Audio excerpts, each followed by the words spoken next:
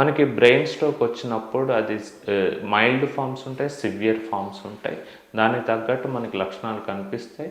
ఏంటి అంటే కొంతమందికి మూతి వంకర పోవటము, కొంతమందికి స్పీచ్ నత్తిగా రావటము, స్లర్డ్ స్పీచ్. అప్పటి వరకు సరిగ్గా మాట్లాడిన వాళ్ళు సడన్గా వాళ్ళు నత్తిగా మాట్లాడటం, లేదు అంటే కాళ్ళు చేతులు మూమెంట్స్ అనేవి సడన్గా స్టాప్ కావటం, అంటే కంప్లీట్ పెరాలసిస్ రావచ్చు ఒకవైపు, లేదు అంటే ఒక వైపుతోటి పోలిస్తే ఇంకో వైపు క్లమ్సీనెస్ అంట, అంటే పాసిటీ అంట, అంటే అంత కుడివైపుతో పోలిస్తే ఎడమవైపుతో పోలిస్తే కుడివైపు మూమెంట్ సరిగ్గా ఉండకపోవటం, లేదు అంటే కొన్ని సివియర్ కేసెస్లో మనం ఏం చేస్తూ అంటే గిడ్డినెస్, తల తిప్పటం, తల చుట్టూ అంటాం, చక్కెర వచ్చిందంటారు మన లాంగ్వేజెస్, మన వాడుక భాషల్లో.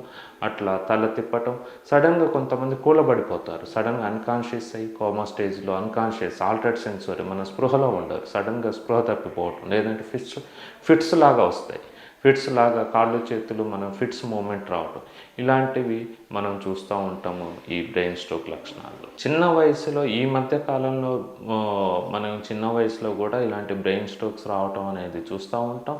కొంతమందికి మరీ చిన్న పిల్లల్లో అయితే మోయా డిసీజ్ అని ఉంటుంది. మోయా అంటే వాళ్ళకి జెనెటికల్గా ఆ రక్తనాళాలు అనేవి లోపల అవి కొన్ని స్టెనోసిస్ లేదా అక్లూజన్, అంటే ఆ రక్తనాళాలు అనేవి బ్లాక్ కావటం అనేది జరుగుతూ ఉంటుంది చిన్నపిల్లల్లో. పీడియాట్రిక్ పాపులేషన్లో అది రీజన్ అయి ఉండొచ్చు, లేదంటే జెనెటికల్గా ఆ రక్తనాళాలు వాల్స్లో ఏదన్నా డిస్టర్బెన్స్ వాటి వల్ల కూడా వస్తుంది. ఒక స్టేజ్కి వచ్చిన తర్వాత అడోలసెంట్ లేదంటే యంగ్ అడల్ట్, మేబీ 20-25 ఇయర్స్లో వచ్చిన వాళ్ళని స్ట్రోక్ ఇన్ యంగ్ అంటాం.